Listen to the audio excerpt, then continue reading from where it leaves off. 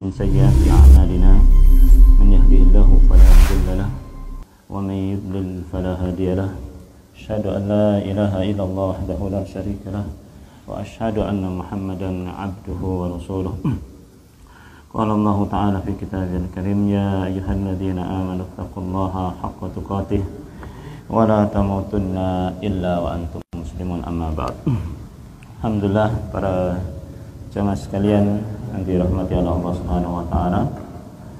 Kita panjatkan puji syukur kita kepada Allah Subhanahu wa taala atas segala limpahan nikmat serta karunia Allah Subhanahu wa taala. Allah Subhanahu wa taala masih memberikan kita nikmat kesehatan, kesempatan yang kita gunakan dalam rangka ibadah kepada Allah Subhanahu wa taala, yang mudah-mudahan serangkaian ibadah yang kita lakukan semuanya diterima di sisi Allah Subhanahu wa taala. Amin ya rabbal alamin. Shalawat dan salam senantiasa kita curahkan kepada Nabi kita Muhammad sallallahu alaihi wasallam, keluarganya, sahabat-sahabatnya, dan orang-orang yang mengikuti Nabi sallallahu alaihi wasallam dengan baik dan benar. Baik, para jamaah sekalian, kita kembali kepada ayat 134. A'udzu billahi minasyaitonir rajim. Bismillahirrahmanirrahim. Tilka ummatun qad khalat laha ma kasabat wa lakum ma kasabtum wa la tus'aluna 'amma kanu ya'malun. Ya. Tilka ummatun, ya. Itulah, itu ya. Itu ya bahasanya ya. Itu ya. Isim apa? Kata tunjuk ya. Kata tunjuk yang jauh ya, itu ya. Tilka ummatun, ya, itulah umat ya. Umat di sini kalau kita baca tafsir, coba kita cek tafsir.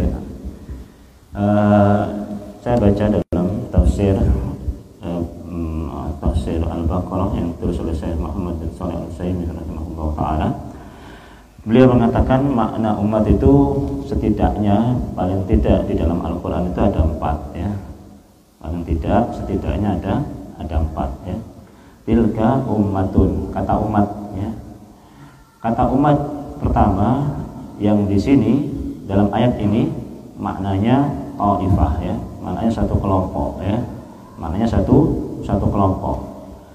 Kalau kita merujuk pada tafsir, yang dimaksud umat di sini memang merujuk kepada Nabi Ibrahim, ya. Kemudian Nabi Ismail, kemudian Nabi Ishak, kemudian Nabi Yakub. Maka diterjemahkan itu, ya, mereka itu, ya, adalah satu kelompok yang sudah lewat, begitu ya, satu kelompok yang telah lewat. Jadi umat ini satu bisa bermakna taifah, bisa bermakna kelompok. Dan dalam ayat ini umat yang dimaksud adalah kembali kepada Nabi Ibrahim, Nabi Ismail, Nabi Ishak, Nabi Yakub. Mereka itulah, Nabi Ibrahim itu satu kelompok yang telah lalu, begitu ya kan. Nabi Ismail satu kelompok yang telah lalu, Nabi Ishak satu kelompok yang telah lalu, Nabi Yakub juga satu kelompok yang telah lalu ya. Ini makna yang pertama. Makna yang kedua, dia bisa bermakna imam ya. Umat bisa bermakna imam ya. Kana Ibrahima ummatun ya. Ummatun qanitan lillahi ya. Qanitan lillahi ya. Itu bisa buka dalam surat surat An-Nahl ya. Itu bisa cek surat An-Nahl ayat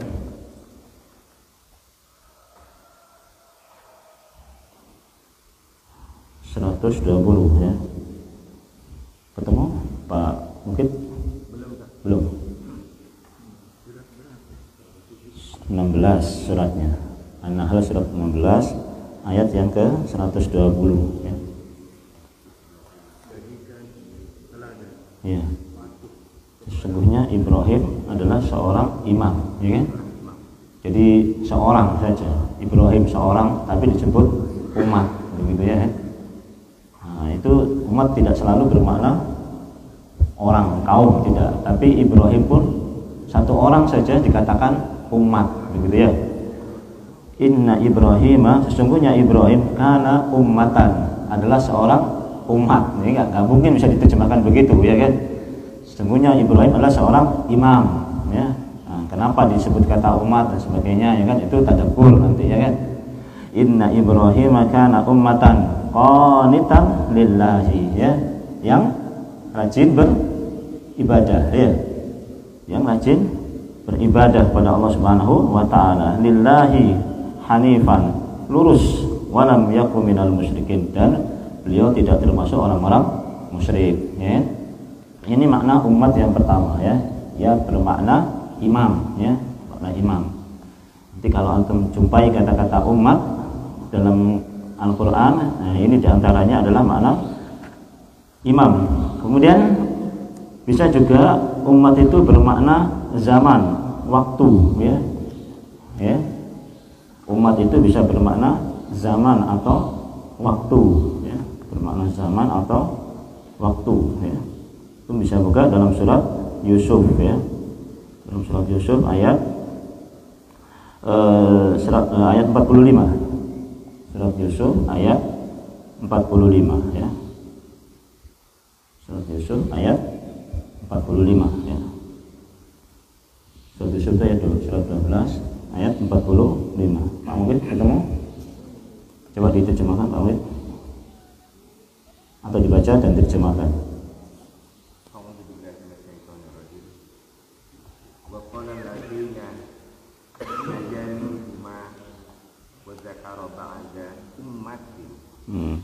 Ana unabbiukum bi ta'wilihi fa'arsil. Artinya, dan berkatalah orang yang selamat di antara mereka berdua, dan teringat kepada Yusuf setelah beberapa waktu lamanya. Ya, ba'da ummatin, setelah beberapa waktu lamanya, ya kan? Itu maknanya apa? Zaman, ya, ba'da ummatin, setelah beberapa waktu lamanya, ya. Itu umat artinya waktu, beberapa lama. Nanti kalau kita baca nggak tahu artinya juga, nggak tahu ini juga bingung nih. Ba'da ummatinnya apa setelah umat? Apa setelah umat, ya kan? Jadi kan kisahnya begini, ya, ba'da umat, ya, apa? Kan antum tahu sendiri kisahnya, ya. Ketika dua orang masuk ke dalam penjara, ya, pada qala husjana fatayan, kemudian dua orang masuk ke dalam penjara. Qala ahaduhuma inni arani aksiru khamra, ya. Kemudian salah seorang di antara mereka ini mimpi menyampaikan kepada Nabi Yusuf, inni aksiru khamra, aku lagi memeras khamr, ya. Wa qala al-akharu inni arani ahmilu fawqa ra'si khubzan ta'kulu at-tayru minhu. Dan yang satunya mimpi, ya, aku ini bawa roti di atas kepalaku, ya, kemudian dimakan oleh burung. Nabi ta'wil inna naraka minal muhsinin, ya. Tolong beritahukan kepadaku apa takwil mimpiku itu, ya. Sesungguhnya aku melihat engkau orang yang baik. Maka kemudian Nabi Yusuf mengatakan apa? Yang aksiru khamra, dia mengatakan apa? Kamu akan selamat, ya kan? Dan kamu akan fayaski rabbahu khamra, kamu akan mengasih minum tuanmu khamr, ya. Jadi dia menjadi pembantu raja, gitu, ya. Jadi dia menjadi pembantu raja. Yang satu nanti kamu akan fayuslabu, ya kan? Fayaqulu tayru min ra'si, ya. Kamu akan disalib, kemudian kepalamu akan dimakan oleh burung, ya. Jadi yang satunya selamat, satunya enggak selamat. Lah sama Nabi Yusuf yang ditakwil, yang diterangkan kamu nanti akan selamat dan kamu akan ngasih minum tuanmu raja, ya kan begitu. Lah nanti kalau kamu selamat, ya kan begitu, ya. Tolong sampaikan kepada raja, saya ini sebetulnya enggak salah, ya kan. Saya ini difitnah, kan begitu. Nanti kalau kamu selamat, tolong ya sampaikan ke rajamu. Begitu maksudnya. Namun begitu dia sudah selamat, lupa, ya kan. Wajar manusia, ya kan. Kalau sudah kalau sudah gembira, ya kan, kalau sudah senang, lupa sama temennya, ya kan. Lupa sama temennya, ya kan. Kalau sama-sama susah, masih ingat, ya kan. Tapi kalau sudah sukses, kebanyakan lupa, ya kan. Lupa itu, ya, nambah itu bingko pada sarana setia lupa, ya kan? Biasanya begitu itu manusia, bawaannya manusia. Ini pun juga begitu, lupa dia, ya, lupa sampai kemudian wadzakara ba'da ummatin. Sampai kemudian dia ingat setelah berapa waktu lamanya baru ingat. Ingatnya kenapa? Ingatnya ketika rajanya mimpi, kan begitu kan? Rajanya mimpi, dia melihat 7 sapi yang gemuk memakan 7 sapi yang kurus. Dan dia tanya sama pembantu-pembantunya, bagaimana takwilnya mimpi saya ini? Ya kan? Ada yang tahu nggak di antara kalian takwil mimpi saya ini? Ada yang tahu nggak takwil dari mimpi saya ini? Nah, begitu ditanya, ingat dia. Dia langsung ingat, oh iya, dulu di penjara kan ada Nabi Yusuf yang mentakbir mimpi. Barulah dia bilang, saya bisa mentakwil mimpi Anda, ya. Saya tunggu sebentar. Ada orang yang bisa mentakwil mimpi raja. Tolong saya diutus kepadanya. Barulah kemudian dia pergi ke Nabi Yusuf. Wahai Nabi Yusuf, kamu dipanggil raja untuk mentakwilkan mimpi atau mentakbirkan mimpi. Barulah dipanggil, ditakwil, terangkan mimpinya, takwilnya apa, bahkan diterangkan solusinya, kan begitu ya. Nanti akan terjadi paceklik, solusinya begini. Akhirnya apa? Ya sudah, kamu saya bebaskan jadi menteri pertahanan dan bukan menteri pertahanan ya, menteri apa? Kalau kita ini, pangan ya, menteri ekonomi dan pangan ya, menteri ekonomi dan pangan ya, Mas Unon ya, menteri ekonomi dan pangan lah bahasa kita ini, ya kan? Siapa menteri ekonomi dan pangan? Nggak apa ya. Jadi menteri ekonomi dan pangan, jadi ngurusi ekonominya masyarakat Mesir.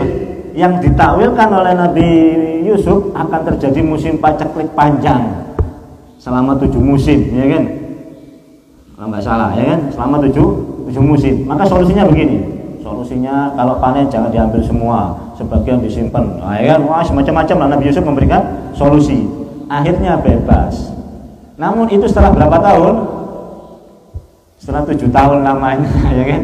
Setelah 7 tahun, baru kemudian ingat, oh iya saya punya teman dulu di penjara, gak bebas-bebas, namanya Nabi Yusuf yang pintar menakwil mimpinya. Dipanggillah Nabi Yusuf mentakwilkan mimpi. Itu setelah 7 tahun beliau di penjara, kan begitu. Karena beliau di penjara kurang lebih selama 7 tahun, kan begitu. Nah, itu makna apa? Wadzakara ba'da ummatin, dan dia ingat setelah sekian lama, ya. Nah, itu mimpinya, ya. Jadi kadang-kadang mimpi itu ada apa namanya, ada takbirnya. Kadang mimpinya sama, nanti takbirnya bisa beda, ya. Ada pengalaman itu pada zamannya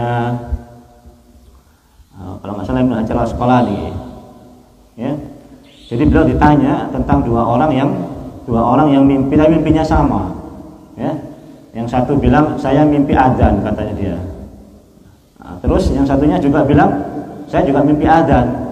Gimana ini anunya, takwilnya bagaimana? Kan begitu. Ini takwilnya bagaimana ini? Ini satu mimpi adzan, satu mimpi adzan, katanya dia. Terus beliau bilang, tunggu dulu ya. Saya akan takwilkan nanti kira-kira selang berapa lama, kan begitu ya. Maka kemudian ditanya sama dia, kamu tinggal di mana? Di sini. Kamu tinggal di mana? Di sini. Oh, sama berarti ya. Ya sudah. Barulah kemudian dia mengamati apa namanya? Mengamati dua orang ini. Yang satunya ternyata rajin sholat, yang satunya ternyata nggak rajin sholat, ya, nggak pernah ke masjid. Yang satunya nggak pernah ke masjid, yang satunya kemudian rajin sholat. Wah, ini berarti takwilnya bisa beda ini, karena satunya adzan tapi rajin ke masjid, satunya adzan tapi nggak pernah ke masjid, tapi sama-sama mimpi adzan. Ya. Maka setelah beliau mengkaji, akhirnya apa? Ditakwil sama beliau. Yang kamu yang sering ke masjid, ya, yang kamu ini yang sering yang sering ke masjid, insya Allah kamu akan haji dan umroh, gitu ya. Sedangkan kamu yang satu ini, kamu yang sering adzan juga ini, kamu akan ditangkap sebagai seorang pencuri, ya, gitu. Sama, kan begitu. Nabi Yusuf ketika kemudian saudara-saudaranya itu pergi, ya, kan dipanggil, fa'adzana mu'adzinun ayyatuhal 'airu innakum lasarikun, kan begitu. Fa'adzana yu'adzinu, maka memanggillah orang yang memanggil, kan begitu. Pakai kata-kata adzan sama, ya. fa'adzana mu'adzinu ayyatuhal 'airu, wahai penunggang onta, innakum lasarikun, ya kan? Ya, sesungguhnya kalian ini pencuri. Balik lagi dia, ya kan? Begitu kan kisahnya kan? Akhirnya dilihat-lihat ada punyanya raja yang dimasukkan ke dalam punyanya Binyamin, kan? Strateginya Nabi Yusuf saja, ya kan? Kemudian ditaruh pakai kata-kata adzan. Kemudian kata-kata adzan yang kedua, fa'adzin finnasi ilal hajj, ya. Serulah manusia kepada untuk bisa berhaji, yaitu kadhamiriyun, mereka akan datang secara berbondong-bondong. Pakai kata-kata adzan juga, ya kan? Kata-kata adzan juga. Itulah kadang-kadang mimpi itu seperti itu, ya. Mimpi itu kadang-kadang lihat orangnya, lihat kelakuan orangnya. Belum tentu kalau kemudian mimpinya itu baik, kemudian baik juga, belum tentu juga. Kadang-kadang justru malah sebaliknya, ya. Sama-sama mimpi adzan tapi satunya di penjara, satunya naik haji, ya kan? Beda, ya. Kemudian makna umat yang keempat adalah dia bisa bermakna torik atau jalan, ya. Itu bisa buka dalam surat Az-Zukhruf, ya. Surat Az-Zukhruf. Surat Az-Zukhruf itu surat ke-40 berapa? 42 atau 43 itu.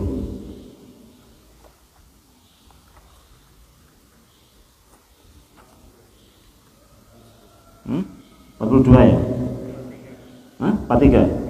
Iya, 43. Zukhruf 43. Coba dibaca. Ketemu? Jangan ketemu. Zukhruf ayat 23.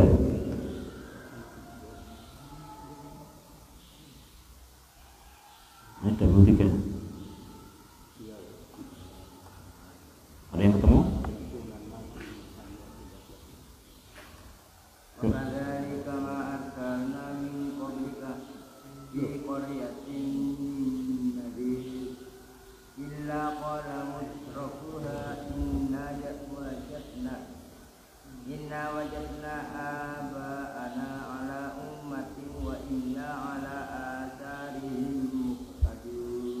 Ya, terjemahnya.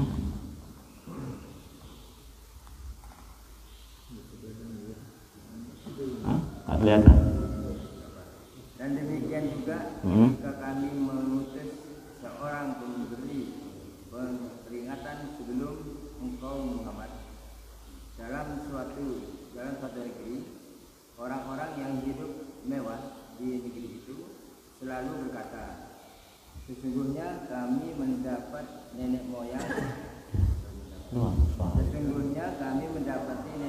kami menganut suatu agama, dan sesungguhnya kami sekadar pengikut jejak-jejak mereka. Iya. Apa tadi artinya berarti? Apa anak-anak umatin berarti apa? Jalan tadi, ya. Torik, ya kan? Ya. Nah, itulah jalan atau manhaj yang ditempuh oleh aba-aba mereka atau kakek nenek moyang mereka. Wa inna ala asarihim, dan kami mengikuti jejak langkah mereka, ya, mengikuti jalan mereka. Baik, itu kurang lebih tafsir daripada ayat tilka ummatun, ya. Sekarang kita ambil faedahnya, ya. Itu di tafsir ayatnya, ya. Jadi kemudian ayat ini bisa kita ambil pelajaran diantaranya. Yang pertama adalah ya, sebagaimana yang kemarin kita sudah singgung, ya, sebetulnya ayat ini mau menceritakan tentang qad khalat min qablihim, telah umat yang telah berlalu, apa yang mereka kerjakan mereka akan dapatkan, dan kalian juga akan mendapatkan apa yang kalian kerjakan.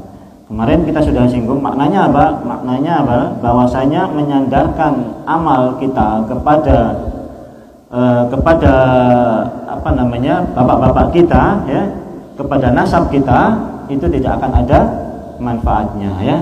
Menyandarkan amal kita kepada bapak-bapak kita nggak akan ada manfaatnya. Kenapa? Karena mereka kalau baik dapat mereka kebaikan, ya kan?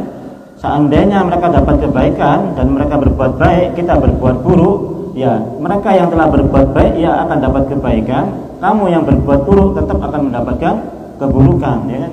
Nggak bisa kemudian mereka kemudian dibagikan kepada kalian, wala taziru waziratun wizra ukhra, ya, seseorang tidak memikul dosa orang lain, ya. Sehingga kemudian bapak-bapak kita yang sudah baik juga nggak bisa ngasih pahala kita kepada kita, sehingga kemudian dosa-dosa kita habis, kemudian kita naik, nggak bisa begitu, ya. Kita bertanggung jawab dengan apa yang kita perbuat, dan mereka pun juga bertanggung jawab dengan apa yang mereka perbuat.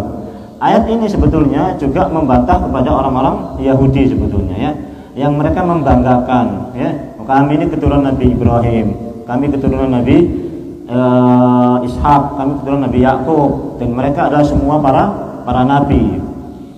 Oke, tidak apa-apa, ya. Mereka ini para nabi ini mereka sudah berislam, mereka sebagai orang muslim, dan mereka sudah mendapatkan apa yang mereka usahakan. Sekarang kalian wahai orang-orang Yahudi, ya secara nggak langsung begitu, kan? Sekarang kamu sekalian wahai orang-orang Yahudi, kamu akan dihitung, kamu akan dibalas dengan apa yang kamu lakukan sekarang ini, ya? Kamu nggak mau mengikuti saya dan saya ngikutin Nabi Ibrahim, itu akan kamu pertanggungjawabkan sendiri, ya. Bukan kemudian mereka akan memberikan manfaat kepadamu sama sekali, tidak sama sekali, ya. Ini sudah, ini apa namanya, faedah yang pertama. Kemudian faedah yang kedua, kata Syekh Shalih bin Utsaimin menyebutkan ayat ini, ya, harus juga kita perlakukan kepada para sahabat. Ini kita bicara adab, bicara akhlak kita kepada para sahabat, ya. Maknanya apa? Kita membicarakan para sahabat itu pakai kaidah ayat ini. Artinya apa? Kalau ketika kita membicarakan para sahabat dan kemudian terjadi peristiwa, ya, kepada para sahabat, kita pakai ayat ini. Nah, beliau menyebutkan ambil contoh begini, ya. Terjadi kesalahpahaman, ya, bahkan sampai terjadi peperangan, saling membunuh di antara para sahabat, ya kan? Muawiyah dan Ali bin Abi Thalib yang terkenal, ya, dalam perang Siffin. Terjadi peperangan ini antara Ali dan bin Abi Thalib. Yang saling membunuh ini, ya, saling membunuhnya para sahabat semua ini, ya. Bahkan sahabat-sahabat senior yang ada di sini. Di kelompoknya Ali ini ada Ammar bin Yasir, ya kan? Tentu sendiri Ammar bin Yasir, orang yang pertama kali masuk Islam, ya kan? Keluarganya dibunuh, ya, keluarganya disiksa sampai mati, ya. Sampai beliau kemudian disiksa, kemudian sampai beliau mengatakan saking nggak kuatnya karena siksaan, memuji-muji Tuhan orang-orang kafir Quraisy, ya kan? Memuji Tuhan kafir Quraisy. Kenapa? Saking nggak kuatnya siksaan. Itu Ammar bin Yasir, itu ada di kelompoknya Ali bin Abi Thalib dan terbunuh.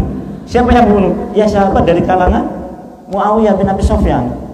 Muawiyah bin Abi Sufyan ini juga bukan orang sembarangan, ya kan? Dialah khalifah yang menggantikan Hasan bin Ali ketika khalifah selesai itu, ya. Ketika Ali bin Abi Thalib selesai meninggal terbunuh, yang jadi khalifah setelahnya adalah putra beliau Hasan, ya kan? Hasan kemudian memberikan kekhalifahan kepada Muawiyah supaya apa? Untuk memperbaiki kembali hubungan antara silsilahnya Ali bin Abi Thalib dan kelompoknya silsilahnya Muawiyah bin Abi Sufyan, supaya nanti nggak ada pertempuran lagi, supaya nanti nggak ada balas dendam lagi, paham sih? Kan di sini ada yang terbunuh, sini ada yang terbunuh, ya kan? Ya sudahlah, supaya tidak ada balas dendam lagi di antara keduanya, Hasan bin Ali menyerahkan kekhalifahan kepada Muawiyah bin Abi Sufyan. Itulah sabda Nabi, anakku ini kelak akan menjadi pendamai dua kelompok besar yang saling bertikai. Cucuku ini, kata Nabi SAW, ya, cucuku ini akan menjadi pendamai antara pertikaian dua kelompok besar, yaitu apa? Kelompoknya Ali dan Muawiyah. Artinya tidak terjadi peperangan terus-menerus, dendam terus-menerus dengan diserahkannya kekhalifahan kepada Muawiyah bin Abi Sufyan. Muawiyah bin Abi Sufyan ini juga penulis wahyunya Nabi, penulis hadisnya Nabi. Beliau juga menjadi gubernur di negeri Syam. Beliau juga orang yang membuat pasukan perang armada laut pertama Islam. Belum pernah ada armada laut pertama yang dibuat oleh khalifah sebelumnya kecuali kemudian oleh Muawiyah bin Abi Sufyan. Ini dua-duanya sahabat mulia ini. Saling berperang, Anda bisa bayangkan ya. Saling berperang. Kelompoknya Muawiyah, kelompoknya saling berperang dan saling ribuan jumlahnya yang meninggal dari keduanya. Ada apa kan begitu ya? Tidak boleh kemudian kita mengatakan wah ini Muawiyah ini yang keliru ya kan? Tidak boleh. Tidak, ya. Jangan mengatakan demikian kepada para sahabatnya. Kalau toh ada kesalahan pada mereka, laha ma kasabat walakum ma kasabtum. Paham ya? Pakai ayat ini kita dalam mensikapi mereka ini, walladzina ja'u min ba'dihim yaquluna rabbana ighfir lana wa li ikhwanina alladzina sabaquna bil iman wa la taj'al fi qulubina ghillan lil ladzina amanu innaka ra'ufur rahim. Walladzina ja'u min ba'dihim, dan orang-orang yang datang setelah mereka para sahabat ini, ya, yaquluna, mereka mengatakan rabbana ighfir lana, ya Allah ampunilah kami, wa li ikhwanina alladzina sabaquna bil iman, dan orang-orang yang beriman dan telah berlalu dari kami, yaitu para sahabat. Berarti apa? Kaedahnya adalah kita tidak boleh ngomongin kesalahan mereka, kita tidak boleh ngomongin ketergelinciran mereka, tapi kita mendoakan mereka para sahabat ini, ya kan?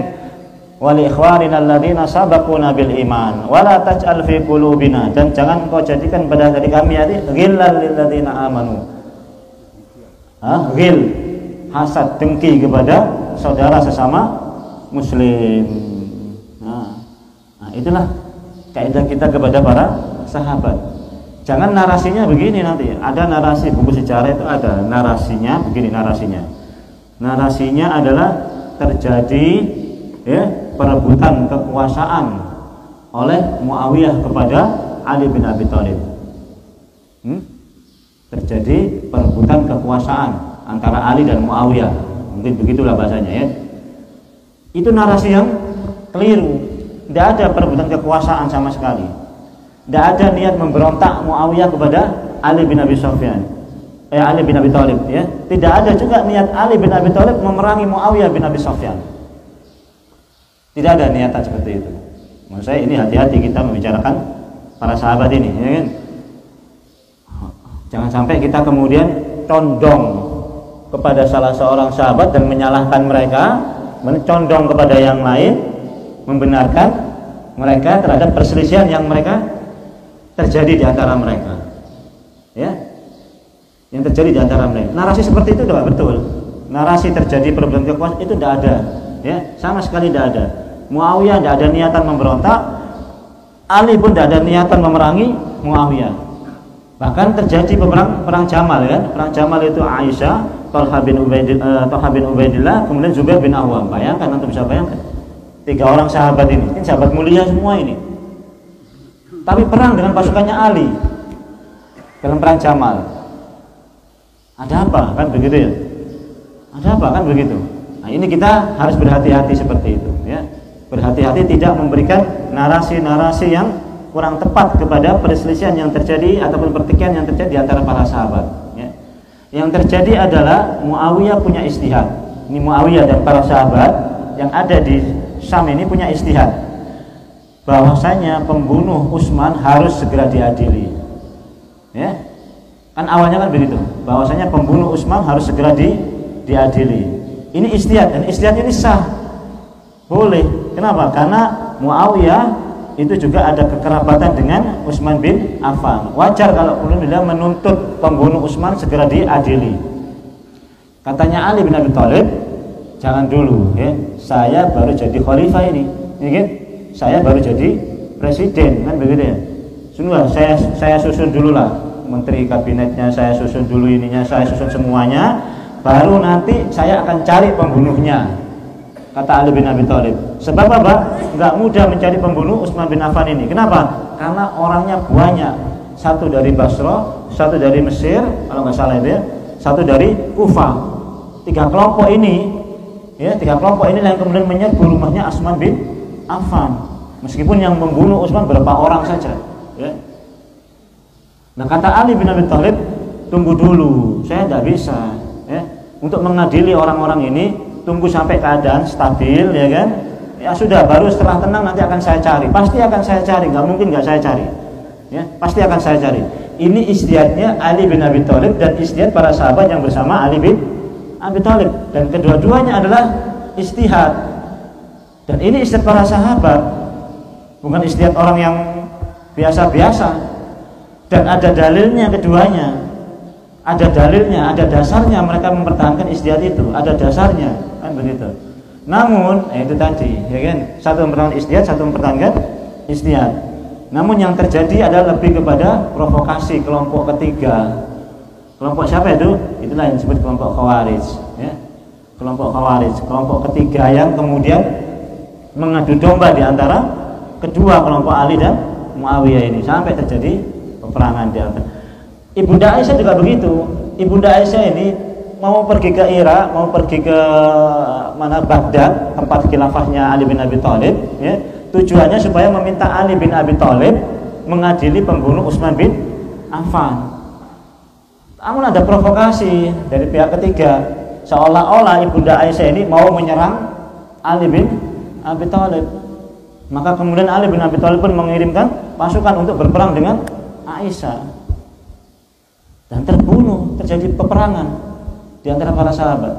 Nah, ini kejadian yang luar biasa kejadian ini. Maka kemudian kita sudah para sahabat dengan amalannya, laha ma kasabat walakum ma kasabtum. Sekarang amal kalian apa? Gak usah kalian sok-sokan nganu sahabat, ya. Bahkan sampai mengkafirkan para sahabat, ya kan? Ali dikafirkan, Umar bin Khattab disalahkan, Abu Bakar dikafirkan, ya, oleh satu kelompok Syiah Rafidhah, ya kan begitu. Apa kalian itu? Mereka sudah berlalu. Kalianlah amalan kalian sekarang ini. Kalianlah lihat amal kalian sekarang ini kayak apa dibandingkan dengan para sahabat. Jauh sekali amal kalian dibandingkan dengan para sahabat. Jadi apa? Jadi tidak usah kamu ngurusi para sahabat itu dengan mengatakan pertikaian mereka, terhadap pertikaian mereka, ya, terhadap pertikaian yang mereka terjadi, ya. Allah Subhanahu wa taala sudah mengampuni dosa-dosa mereka, insyaallah, ya. Allah Subhanahu wa taala sudah mengampuni dosa-dosa mereka, para sahabat radhiyallahu taala anhum, ya. Nah, terhadap para sahabat kita pakai ini juga, ya. Terhadap kemudian generasi kita setelahnya, ya, kita pakai ayat ini juga, ya. Laha ma kasabat walakum ma kasabtum, ya. Sudah orang yang sudah mati biarin lah, ya. Enggak usah kita celak, caci maki, ya. La tasubul amwat. Jangan kamu celah orang yang mati deh. Ya. Wala tasubul amwat, jangan kamu celah orang waqad afdau ila ma qaddamu. Sungguh mereka sudah mendapatkan apa yang mereka sudah kerjakan, ya. Yu'dul ahya, itu akan menyakiti orang yang masih hidup. Ya. Sudah, kamu fokus saja dengan amal kamu sekarang ini, apa yang kamu perbuat sekarang ini, ya. Enggak usah kamu mencela orang yang sudah mati di antara kalian itu, ya. Sudah selesai, mereka laha ma kasabat walakum ma kasabtum. Begitu maksudnya, ya.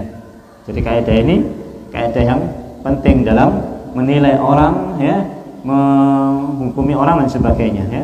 Sudah, laha ma kasabat walakum ma kasabtum, ya. Bagi mereka amal mereka, bagi kita amal kita. Nah, ini faedah yang ketiga, ya.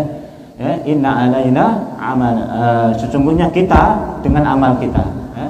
Kita dengan amal kita, ya. Kita nggak ada sangkut pautnya dengan amal yang sudah dilakukan oleh orang-orang yang sesudahnya, ya. Sudah, amal kita ya amal kita, ya. Kita kerjakan saja, ya. Itu, ya. Jadi kalau toh mereka telah melakukan kebaikan, ya tentu kebaikannya untuk mereka, ya. Maka kita harus menyusul dengan kebaikan orang-orang yang berbuat baik tersebut. Kemudian faedah selanjutnya adalah wala tusaluna amma kanu ya'malun, dan kalian enggak akan ditanya tentang apa yang mereka perbuat, ya. Syekh Utsaimin menjelaskan bahwasanya memang kamu enggak ditanya tentang apa yang kamu perbuat, ya. Kenapa? Ya karena mereka sudah berlalu. Namun mereka yang awal, ya, mereka yang awal ini akan ditanya tentang perbuatan orang yang akhir.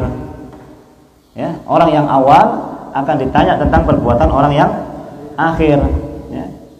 Akan dimintai pertanggungjawaban. Tapi kalau orang sekarang nggak bisa dimintai pertanggungjawaban orang yang kemarinnya sudah lewat. Tapi orang yang pertama akan dimintai pertanggungjawaban orang yang sudah lewat. Kalau baik perbuatan mereka, ya, maka orang yang berlalu setelahnya mereka yang pertama dapat kebaikan, dari sini pun dapat kebaikan. Namun sebaliknya kalau keburukan yang mereka tanam sejak awal itu, mereka juga akan mempertanggungjawabkan keburukan yang dilakukan oleh orang setelah. Sampai kapan? Sampai nanti hari kiamat. Berapa banyak orang yang melakukan perbuatan itu dan dia menjadi pelopor. Ya. Belum pernah ada sebelumnya di sini nih, di Soca ini belum pernah ada sebelumnya, ya, satu perbuatan maksiat umpama, ya. Belum pernah ada. Lantas satu orang mencetuskan, ya, pokong nang Soca ya, kudu bede apa? Hah? Warung remang-remang, neser. Orang saya sopir malah apa? Saya sopir malah apa? Malah ngopi, malah beda saya mecet umpama ya kan. Wis pokong penajek umpama ya. Wis taruh di sana. Orang yang mempelopori ini ya kan, orang yang mempelopori ini yang sebelumnya tidak ada ya. Nanti kalau dilaksanakan ya, terus dilaksanakan sampai nanti hari kiamat dia mikul dosanya. Sampai nanti hari kiamat dia mikul dosanya. Kenapa? Jadi dia pelopor. Masalahnya pelopor dia masalahnya. Belum pernah ada. Nah kalau kemudian sudah ada di sini, orang di sini nggak ditanya dia. Tapi yang ditanya yang pertama kali yang menjadi pelopornya ini. Hah? Ngeri ini pelopor ini. Ya. Anaknya Nabi Adam itu saling membunuh ya kan. Itu yang mempelopori pembunuhan terhadap saudaranya. Kemudian orang setelahnya membunuh. Dosa pembunuhan yang terjadi setelah anak Bani Adam itu tadi, sampai nanti hari kiamat dia juga memikul dosanya. Nah, bedanya situ, bedanya. Orang yang pertama ini mempertanggungjawabkan orang yang di belakang. Orang yang di belakang nggak mempertanggungjawabkan orang yang di depan. Masalahnya di situ. Susahnya di sini susahnya. Ya, makanya hati-hati di sini. Pokoknya jangan menjadi pelopor lah ya. Kalau pelopor ya pelopor kebaikan lah ya. Pelopor kebaikan. Jangan sampai menjadi pelopor kemaksiatan, pelopor kebid'ahan, pelopor kesyirikan dan sebagainya. Sebab pelopor ini nanti sampai hari kiamat dia memikul dosa yang orang yang melakukan sampai nanti hari kiamat. Seberapa banyak orang yang memikul itu, ya kan? Itu dia akan keturutan kena dosanya orang yang melakukan perbuatan tersebut ya. Ini yang disebutkan oleh saya Muhammad bin Shalih Al-Utsaimin ya. Jadi ditanya hati-hati ditanya. Kemudian ayat ini menjelaskan juga tentang, jadi ayat ini mantuknya begini. Mantuknya itu kan tahu mantuk ya. Mantuk itu sesuatu yang terucap ya, mantuk ya. Natoko yang tiku ya, natoko itu berbicara. Mantuknya ayat ini bunyinya adalah wala tus'aluna amma kanu ya'malun, ya kan? Kamu enggak akan ditanya tentang perbuatan mereka, kan begitu ya. Ini mantuk itu maksudnya yang terucap di sini begitu. Namun mafhumnya berarti ya kan? Mafhumnya adalah kamu enggak akan ditanya orang yang mereka telah lewat itu, namun kamu ditanya apa yang kamu lakukan, kan begitu maksud. Mafhumnya kan begitu, paham maksudnya. Jadi ayat Al-Qur'an ini ada mantuk, ada mafhum, kan begitu ya. Mantuknya ayat ini wala tus'aluna amma kanu ya'malun. Kamu enggak akan ditanya tentang perbuatan orang yang lampau. Nah, mafhumnya berarti kamu ditanya tentang perbuatan kamu, kan begitu. Itu mafhum namanya. Paham ya? Jadi itu mantuk, itu mafhum ya, yang terucap, yang terpahami. Nah, berarti ya ini harus dipahami begini-begini nih. Kadang-kadang ada konteks kalimat yang mantuk saja, tapi kalau kemudian kita tidak pahami, nanti kita nggak tahu pemahamannya seperti apa. Kamu nggak ditanya, oh ya sudah selesai berarti nggak tanya. Iya nggak ditanya mereka, tapi kamu ditanya kamu sendiri, kan begitu maksudnya. Ya, berarti nanti akan ada pertanyaan terhadap apa yang kita perbuat ya. Akan ada pertanyaan ya. Semuanya akan ada pertanyaan ya. La tazalu qadama 'abdin hatta yus'al an arba'ah ya. Tidak akan ditanya, tidak akan bergeser kaki seorang hamba sampai nanti dia ditanya tentang 4 atau 5 perkara, kan begitu ya. Di antaranya hartamu, min aina iktasabu wa aina anfaqahu. Di harta pertanyaannya dua kan begitu ya. Dari mana dan kemana kan begitu ya. Dari mananya ditanya, kemananya juga akan ditanya. Halal Ustaz, halal. Meskipun halal ya, tetap dihitung, bukan enggak dihitung ya. Meskipun halal tetap ditanya. Pertanyaannya halal Ustaz, umpamakan halal ya Allah dari sini. Halal, nyarinya halal. Nah, kalau sudah halal kemana? Kan begitu ya. Kemana? Nah, kalau haram nggak ditanya sudah kalau haram. Ini yang ditanya, ini yang halal ini yang ditanya ini. Ya. Yang ditanya ini yang halal. Kan? Dari mana? Halal. Kalau haram jelas masuk neraka sudah. Sudah nggak ditanya lagi mau kemana diinfakkan. Kenapa? Ya percuma saja mau diinfakkan kemana harta haram. Hah? Mau kemana mau diinfakkan harta haram? Kesini. Ya nggak ada manfaatnya. Harta haram. Ya nggak ada manfaat bagi orang lain. Manfaat bagi dirinya? Ya nggak ada. Ya? Makanya harta haram itu harta halal itu tetap akan dihitung. Hitungnya apa? Aku ditanya kemananya. Makanya kemudian orang kaya atau orang miskin itu lebih dulu masuk surga 500 tahun sebelum orang kaya. Ya kan begitu hadisnya dalam Riyadhus Shalihin kan. Kenapa? Ya itu tadi, pertanyaan hartanya banyak orang kaya ini. Pertanyaan hartanya banyak. Punya mobil berapa kamu? 1, 2, 3. Nah, mobil yang ini dari mana? Mobil yang ini dari mana? Rumah berapa kamu? Ini pertanyaannya panjang. Orang miskin apa yang mau ditanya? Ya kan? Ada apa? Ada ngontrak ya. Enggak ada pertanyaan, masuk surga duluan. Nah, tapi nanti orang kaya ini kalau sudah masuk surga tempatnya tinggi, ya kan? Kalah yang miskin meskipun masuk duluan, ya kan? Ya. Kenapa? Karena amalnya bisa lebih banyak, namanya hartanya banyak kan begitu kan? Hartanya banyak, bangun masjid, bangun ini. Semuanya dihitung, yang bangun masjid nanti ditanya, yang ini ditanya, semua dihitung. Tapi betul semua, bangun masjid, semua betul semua bangun masjid. Ya sudah, sekarang sudah selesai itu kan, masuk surga, baru kasih istana yang tinggi, ya kan? Kasih istana yang tinggi. Orang miskin yang nggak ada istananya, ya. Tapi masuk surganya duluan ya. Nah, begitu maksudnya ya. Sabda Nabi itu membicarakan demikian ya. Wallahu taala alam ya. Mudah-mudahan jadi orang kaya yang syukur ya. Kaya yang banyak syukurnya ya. Kaya yang banyak infak dan sedekahnya ya. Karena sebetulnya itu hanya lewat saja sebetulnya bagi kita semua ya. Kalau ada orang minta sama kita, itu memang berarti Allah sedang tunjukkan dia suruh minta sama kita kan begitu ya. Jangan sampai malah marahi ya kan. Proposal boleh ya kan? proposal boleh ya kan. Bari proposal setiap proposal boleh. Itu justru Allah nyuruh dia datang ke situ memang supaya minta sama kamu. Wong itu hartanya Allah kok ya kan. Allah nyuruh minta datang ke situ, ke firman situ ya kan. Allah yang nyuruh datang ke firman ya. Memang dikasih Allah Subhanahu wa taala rezeki lebih ya kan. Mau gimana lagi coba? Ya? Mau dipertahankan. Ya enggak bisa ya. Wallahu ta'ala alam. Aqulu qawli hadza astaghfirullaha li kulli dam fastaghfiruhu innahu al-ghafurur rahim. Assalamualaikum warahmatullahi wabarakatuh.